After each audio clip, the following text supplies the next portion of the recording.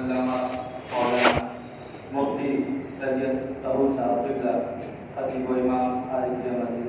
کہ حضرت تشریف لائیں اور اپنے نورانی بیان سے ہم سامعین کے قلوب و اذہان کو منور و فیضا فرمائیں۔ نعرہ تکبیر و نعرہ رسالت سے کیسے پڑھیں؟ نعرہ تکبیر، نعرہ تکبیر، نعرہ رسالت، جشن غریب نواز، جشن غریب نواز۔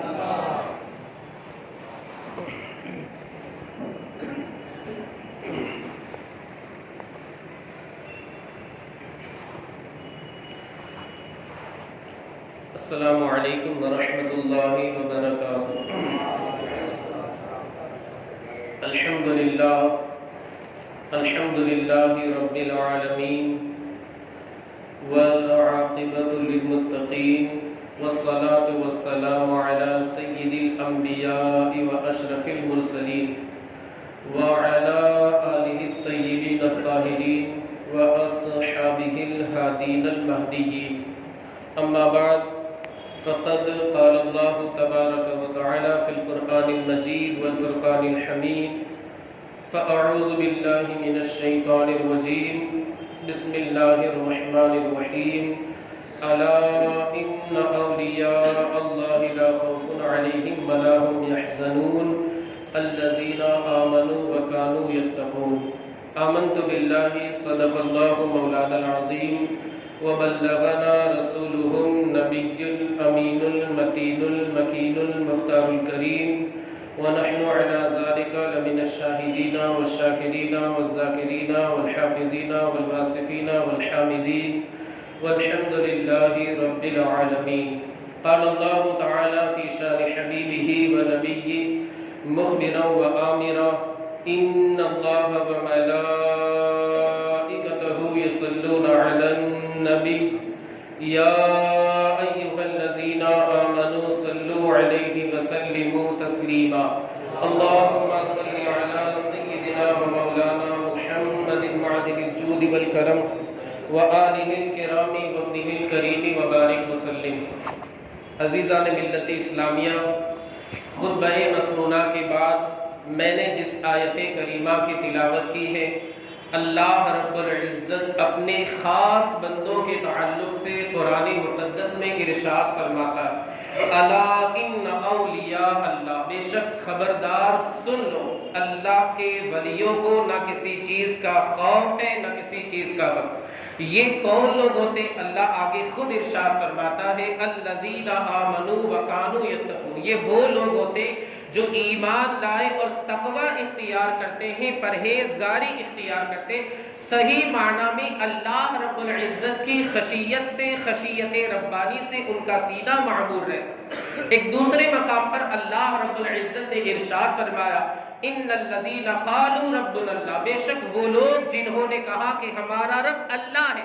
ثم استقاموا، پھر اس پر وہ لوگ استقامت کے ساتھ قائم رہے، ان لوگوں نے ثبات قدمی کا مظاہرہ کیا، ثم استقاموا تتنزل علیہم الملائکہ، اللہ رب العزت ان لوگوں پر رحمت کے فرشتوں کو نازل فرمایا، تتنزل علیہم الملائکہ اللہ تخافوا ولا تحزنوا وابشروا بالجنہ، رحمت کے فرشتے اترتے ہیں اور انہیں مخاطب کرتے ہوئے کہتے ہیں کہ تمہیں کسی چیز کا خوف نہیں ہے، اللہ تخافوا، کسی چیز سے نہ ڈرنا، ولا تحزنوا، اور غمگین مت ہونا، وابشروا بالجنۃ التی کنتم توعدون، اور تمہیں اس جنت کی بشارت ہو، اس جنت کی خوشخبری ہو، اس جنت کا مزدہ جافزہ تمہیں سنایا جاتا ہے جس کے تعلق سے دنیا کے اندر جس کا وعدہ تمہیں دیا جاتا۔ میرے دوستو، اولیاء کرام کے تعلق سے حدیث قدسی میں رب ذوالجلال اپنے محبوب جناب محمد الرسول اللہ صلی اللہ علیہ وآلہ وسلم کو مخاطب کرتے ہوئے ارشاد فرماتا ہے۔ حدیث قدسی میں نے آپ کو یہاں اس جگہ بتایا بھی تھا، امام صاحب قبلہ بھی بتاتے رہتے ہوں گے کہ حدیث قدسی اس حدیث کو کہا جاتا ہے جس میں کلام اللہ کا ہو، سننے والے رسول اللہ۔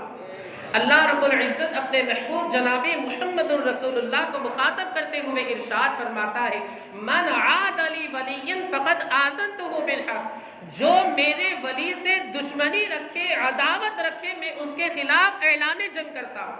آگے اللہ ارشاد فرماتا ہے، کہ جن اعمال کے ذریعے بندہ میرا قرب حاصل کرنے کی کوشش کرتا ہے، میرا تقرب حاصل کرنے کی کوشش کرتا ہے، میرا برگزیدہ اور محبوب بندہ بننا چاہتا ہے، ان تمام اعمال میں فرائض سے زیادہ کوئی عمل میرے نزدیک مقبول نہیں۔ فرائض کو ادا کرتا رہے پابندی کے ساتھ، میں انشاءاللہ اسے اپنا محبوب بنا لوں گا۔ اور ایک بندہ آگے اللہ رب العزت ارشاد فرماتا ہے نوافل کے ذریعے، یعنی فرائض تو ادا کرتا ہے لیکن ساتھ ہی ساتھ کثرت سے نوافل بھی ادا کرتا ہے، نوافل کے ذریعے بندہ میرا تقرب حاصل کرنے کی کوشش کرتا رہتا ہے، یہاں تک کہ میں اسے اپنا محبوب بنا لیتا ہوں، میں اسے اپنا برگزیدہ بندہ بنا لیتا ہوں۔ جب میں اسے اپنا محبوب بنا لیتا ہوں، میں اس کا کان ہو جاتا ہوں جس سے وہ سنتا ہے، میں اس کی آنکھ ہو جاتا ہوں جس سے وہ دیکھتا ہے، میں اس کا ہاتھ ہو جاتا ہوں جس سے وہ پکڑتا ہے، میں اس کا پیر ہو جاتا ہوں جس سے وہ چلتا ہے۔ اگر وہ بندہ ایک بالشت کے برابر مجھ سے قریب ہوتا ہے، میں ایک گز اس سے قریب ہو جاتا ہوں۔ وہ بندہ اگر میرے پاس چل کر کے آتا ہے، میں اس کے پاس دوڑ کر کے جاتا ہوں۔ اور میرا بندہ اگر ایسا بندہ، ایسا برگزیدہ بندہ، ایسا میرا محبوب اور مقرب بندہ، ظاہر سی بات ہے میرا قریبی ہو چکا ہے، میرا محبوب ہو چکا ہے، میرا برگزیدہ بندہ بن چکا ہے، اب اگر میری بارگاہ میں دعا کرتا ہے، میں اس کی دعا کو رد نہیں فرماتا، میں اس کی دعا کو قبول فرماتا ہوں۔ اگر میری پناہ مانگتا ہے، میں اسے پناہ عطا کرتا ہوں۔ شارحین حدیث محدثین کرام فرماتے اللہ رب العزت ہاتھ ہو جاتا ہے، پیر ہو جاتا ہے، اس کا مطلب یہ ہے کہ اس کا ہر عمل اللہ کی رضا کے مطابق ہوتا ہے، اس کا ہر عمل اللہ کی مرضی کے مطابق ہوتا ہے، اس کا ہر عمل اللہ کی خوشنودی کے مطابق ہوتا ہے، اللہ رب العزت کی مرضی کے مطابق اس کا ہر فعل ہوا کرتا ہے۔ عزیزان ملت اسلامیہ، یہ جو حدیث پاک میں نے آپ کو پڑھ کر کے سنائی کہ جب بندہ نوافل کے ذریعے اللہ کا قرب حاصل کر لیتا ہے، اپنے اعمال کی بنیاد پر اللہ رب العزت جب اس پر فضل فرماتا ہے، بندہ نوافل کے ذریعے اللہ کا قرب حاصل کر لیتا ہے، اس کا حال یہ ہو جاتا ہے۔ حدیث پاک آپ نے سماعت فرمائی، آج ہم جس ذات کا ذکر کرنے کے لیے یہاں پر جمع ہوئے ہیں، اس حدیث پاک کے سچے پیکر کا نام غریب نواز ہے، اس حدیث پاک کے سچے مصداق کا نام معین الدین ہے، اس حدیث پاک کے سچے پرتو اور سچے عکس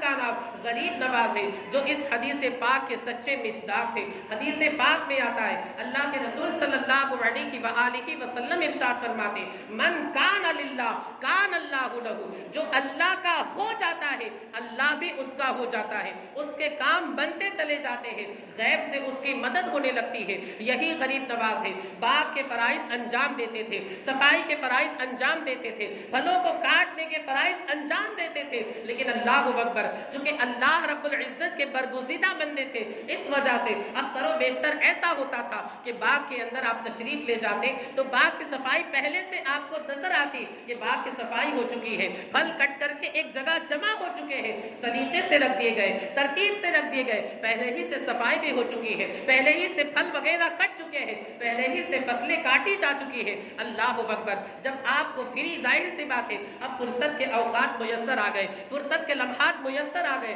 اب آپ بالکل فری ہو گئے، اب صفائی نہیں کرنی ہے، پھل وغیرہ نہیں توڑنے ہیں، فصلیں وغیرہ نہیں کاٹنی ہے۔ میرے دوستو، آج کل ہمارا حال یہ ہے کہ اگر ہم فری ہو، اگر ہم فرصت کے اوقات میں ہو، اگر ہم فرصت کے لمحات میں ہو، ہم کیا کریں گے؟ جیب سے موبائل نکال کر کے ہم یا تو فیس بک کا استعمال کریں گے، واٹس ایپ کا استعمال کریں گے، انسٹاگرام کا استعمال کریں گے، یوٹیوب پہ ہم کوئی ویڈیو لگا کر کے بیٹھ جائیں گے اور اس طریقے سے وقت ضائع کرتے چلے جائیں گے۔ اللہ اکبر، آج ہم بڑی بے دردی سے وقت ضائع کرتے ہیں، تضیع اوقات کا بے مثال فریضہ انجام دیتے ہیں۔ موبائل کا 75% استعمال غلط ہوتا ہے، اس میں ہم اپنا وقت مکمل ضائع کر دیتے ہیں۔ آج اگر پوری دنیا کا سروے کیا جائے تو آج ہم اس نتیجے پر پہنچیں گے، سب سے زیادہ استعمال ہونے والی چیز ہے وہ سوشل میڈیا ہے۔ آج انسان اپنا پورا وقت سوشل میڈیا کے حوالے کر دیتا ہے، سوشل میڈیا کی نظر کر دیتا ہے، وہ اپنا پورا قیمتی وقت ضائع کر دیتا ہے۔ میرے دوستو، لیکن یہ اللہ والوں کی شان تھی، یہ اللہ رب العزت کے نیک بندوں کا حال یہ ہے کہ اگر انہیں فرصت کے اوقات میسر آتے، فرصت کے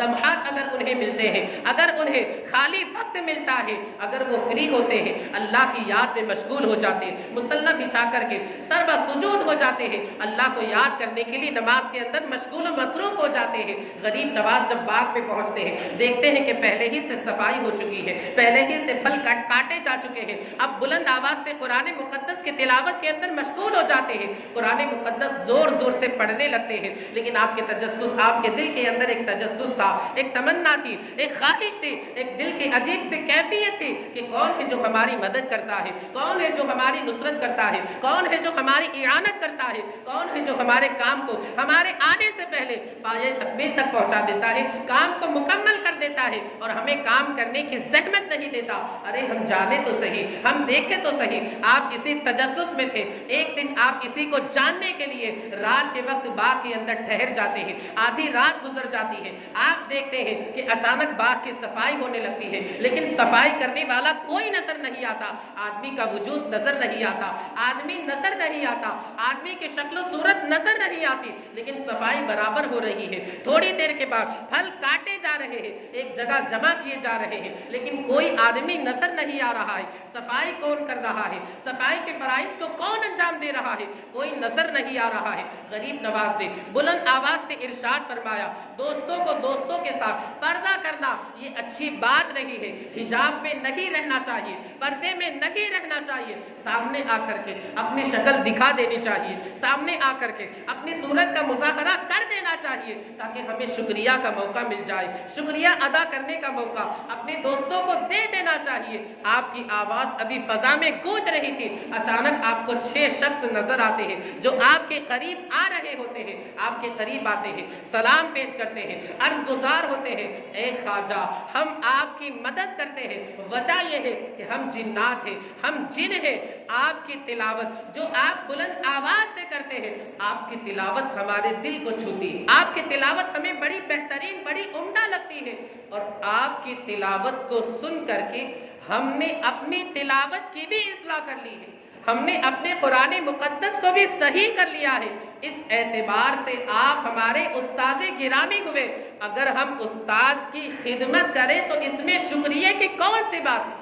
میرے دوستوں میں آپ کو بتانا یہ چاہتا ہوں کہ آپ ذرا دیکھیں، جو بندہ اللہ کا ہو جاتا ہے، اللہ کا نیک بندہ ہو جاتا ہے، اللہ کا برگزیدہ بندہ ہو جاتا ہے، اللہ کا محبوب اور مقرب بندہ ہو جاتا ہے، اللہ رب العزت اس بندے کی نصرت و اعانت فرماتا ہے۔ اللہ رب العزت جب اسے اپنا محبوب بنا لیتا ہے، اس کے کام بنتے چلے جاتے ہیں۔ اللہ رب العزت ایسے بندوں کی،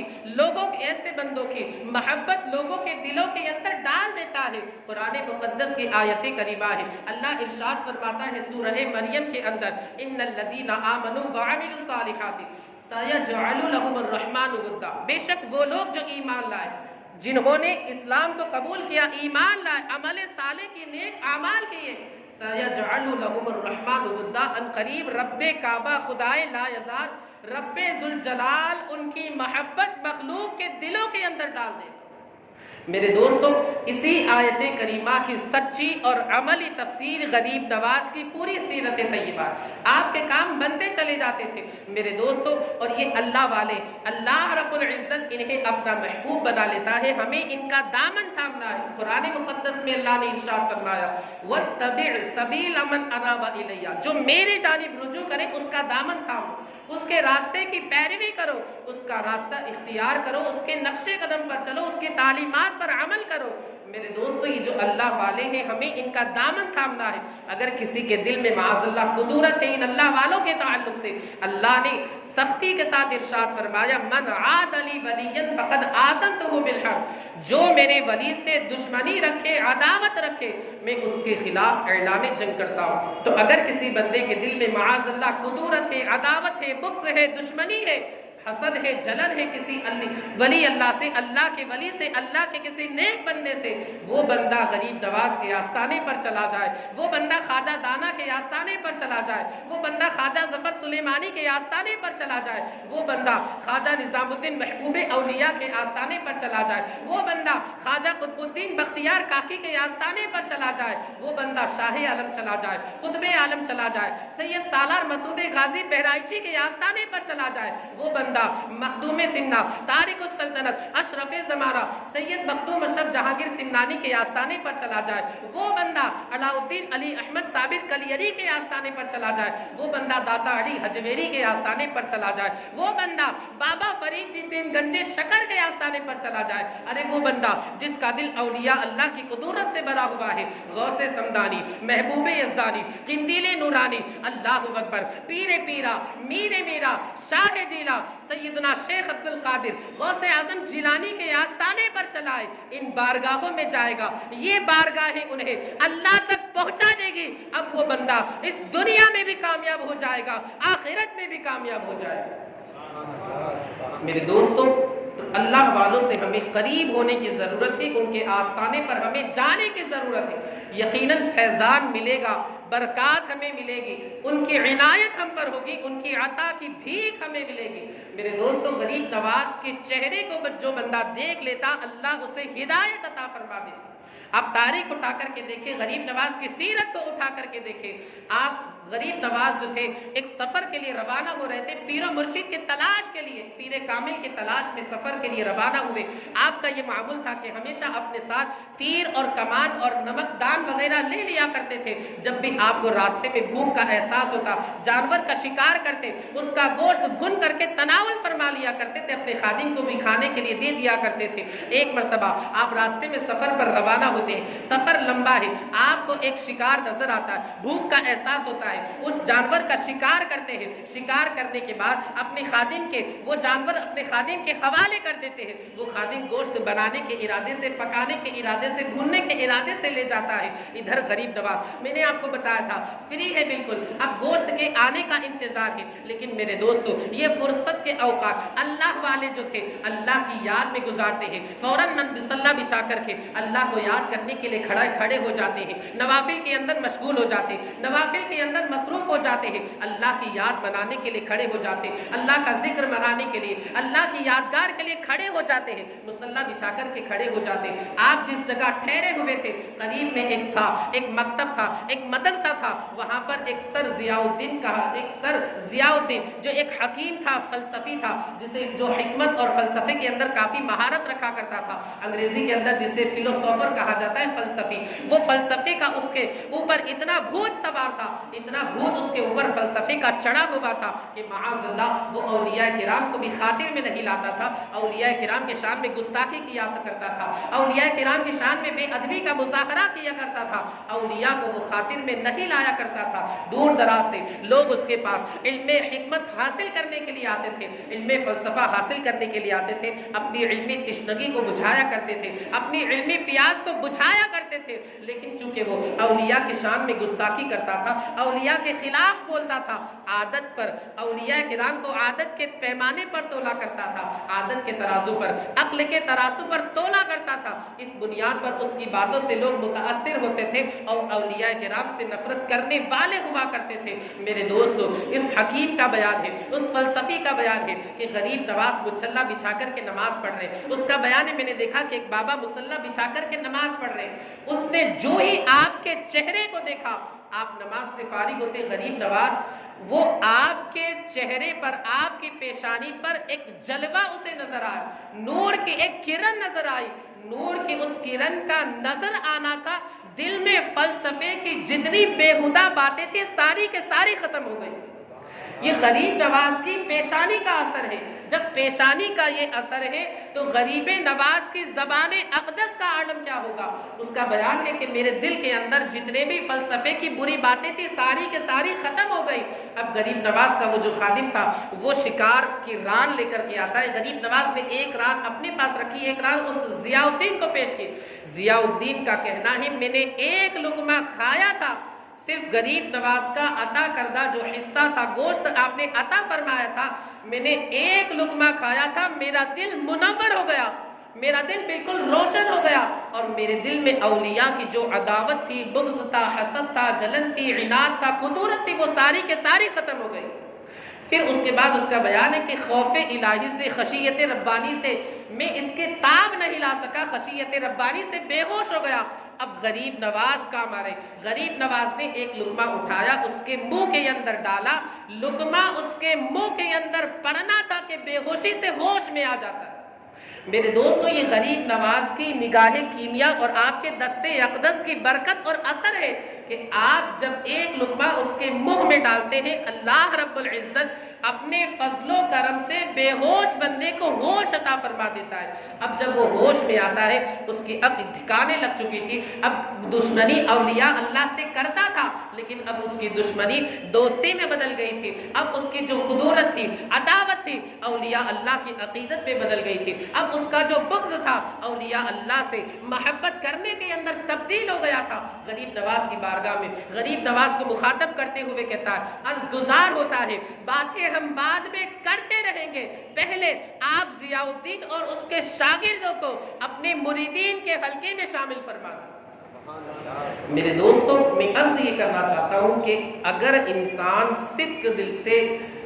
اولیاء کرام کو پکارے تو انشاءاللہ اس کے دل کی قدورتیں ختم ہو جائے گی، اور ان غریب نواز کی نگاہ کیمیا کے بنیاد پر، مؤثر نگاہ کے بنیاد پر، اولیاء کی جو دشمنی سے اس کا دل بھرا ہوا ہے، اللہ اس دل کو بھی پاکیزہ، منور، مجلہ اور روشن فرما دے گا۔ اس کے دل کے اوپر انوار اور برکتوں کا نزول، رحمتوں کا نزول ہونے لگے گا۔ میرے دوستوں، ہمیں اولیاء اللہ کے دامن کو تھامنا ہے، اولیاء کرام کی ہمیں گستاخی نہیں کرنی ہے، اولیاء کرام کی بے ادبی کا مظاہرہ ہمیں نہیں کرنا ہے۔ یہی اولیاء اگر انسان کے پیر کامل ہے، جامع شرائط ہے، مرشد کامل ہے، تو یہی اولیاء کرام اس پیر کے صدقے میں یہاں دنیا میں بھی کام آئیں گے، آخرت میں بھی کام آئیں گے۔ میرے دوستو، حدیث پاک میں آتا ہے پڑوسی کے تعلق سے کہ چونکہ غریب نواز جو تھے مصطفیٰ کریم کے فرامین پر عمل کرنے والے تھے، ارشادات پر عمل کرنے والے تھے، احکامات پر عمل کرنے والے تھے،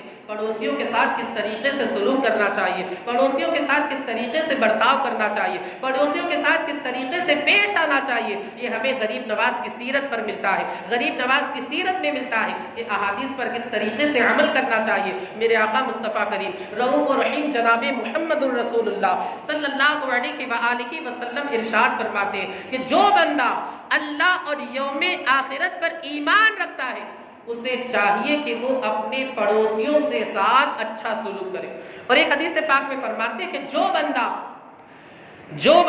ایک حدیث پاک میں میرے آقا ارشاد فرماتے ہیں کہ جبرائیل مجھے پڑوسیوں کے ساتھ خیر خواہی کا حکم دیتے رہے، یہاں تک کہ مجھے ایسا لگا کہ ان قریب اسے وراثت کا حقدار بنا دیں، وراثت میں حصے دار بنا دیں گے، اتنی تاکید مجھے کرتے رہے۔ میرے دوستو، اس حدیث پاک سے ہمیں پتہ چلتا ہے کہ ہمیں پڑوسیوں کے ساتھ حسن سلوک کے ساتھ پیش آنا چاہیے۔ غریب نواز اس حدیث پاک پر کس طریقے سے عمل کرتے، چونکہ وہ سنت نبوی کے پیکر تھے، سنتوں کو عملی جامہ پہنانے والے تھے، ہماری طرح آپ کی طرح سے پڑھ کر کے ختم ایسا نہیں، بلکہ وہاں پر تو عمل بھی تھا، عمل بھی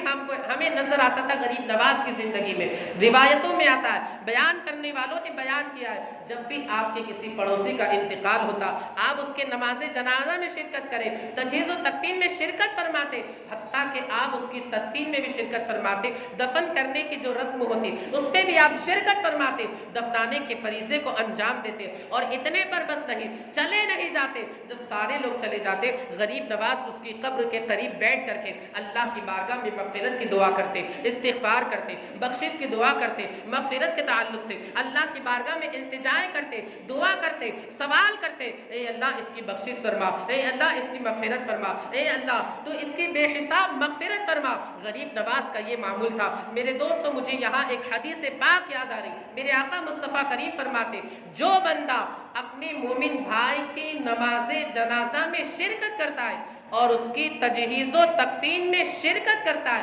اللہ اسے ایک قیرات کے برابر ثواب عطا فرماتا ہے۔ اب یہ قیرات کیا، میں ابھی بتاتا ہوں۔ اور جو بندہ اپنے کسی مومن بھائی کی نماز جنازہ میں شرکت کرتا ہے، اسی طرح تجہیز و تکفین میں شرکت کرتا ہے، اور ساتھ ہی ساتھ اس کی تدفین میں بھی شرکت کرتا ہے، دفنانے کے وقت بھی حاضر رہتا ہے، قبرستان میں جاتا ہے، اللہ اسے ایک کے بجائے 2 قیرات کے برابر ثواب عطا فرماتا ہے۔ صحابہ نے عرض کی، یا رسول اللہ یہ قیرات کیا ہے؟ میرے آقا مصطفیٰ کریم نے ارشاد فرمایا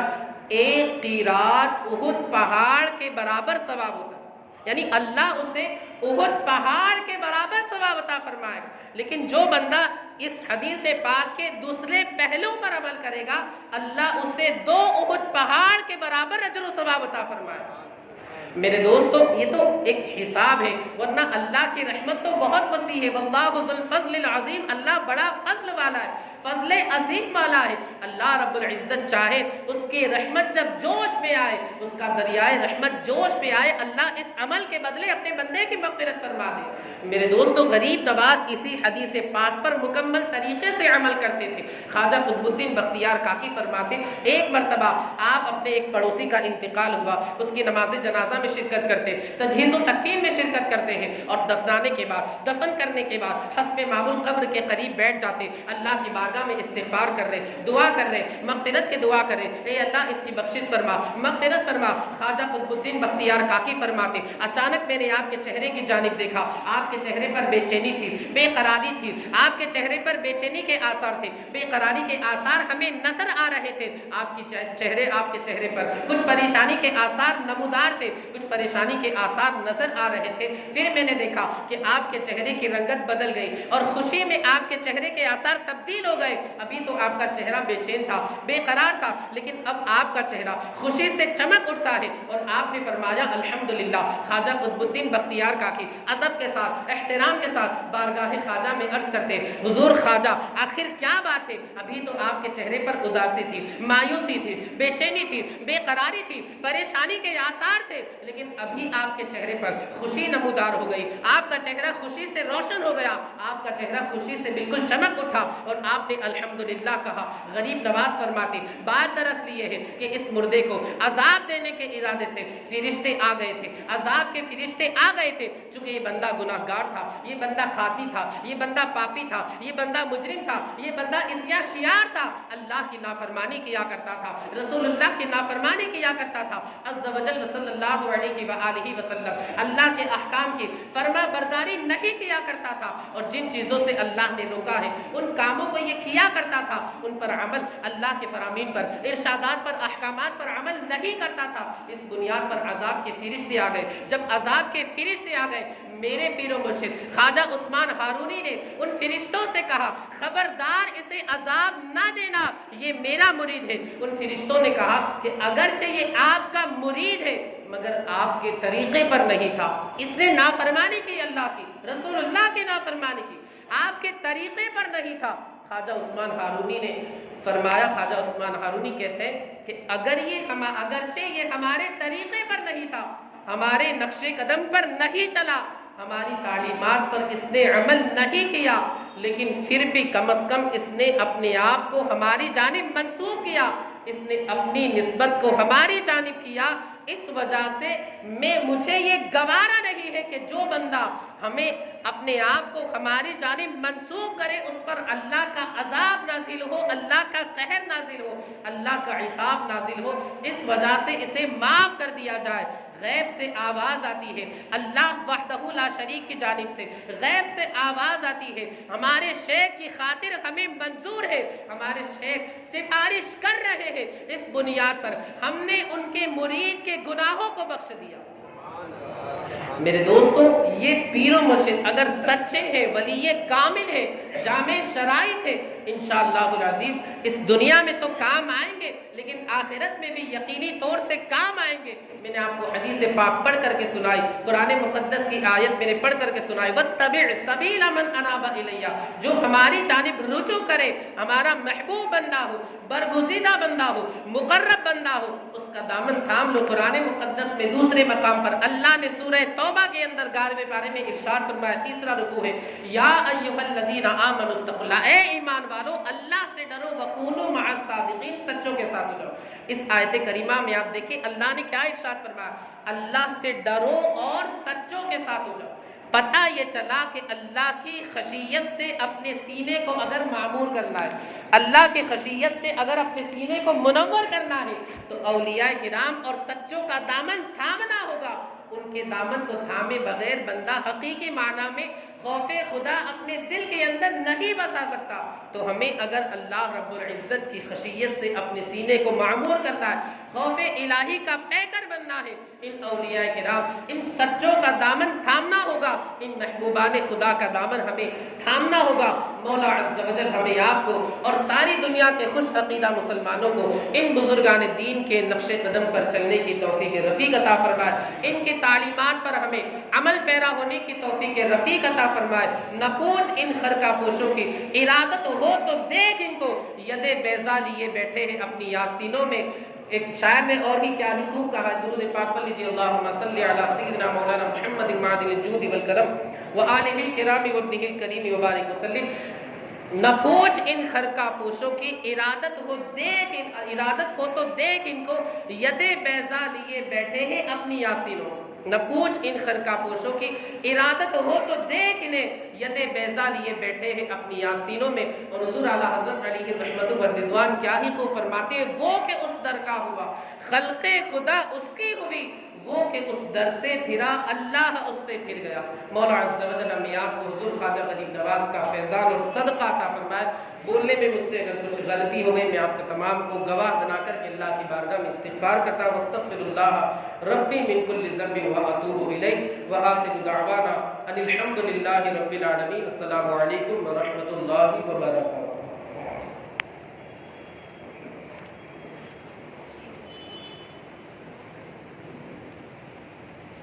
مصطفیٰ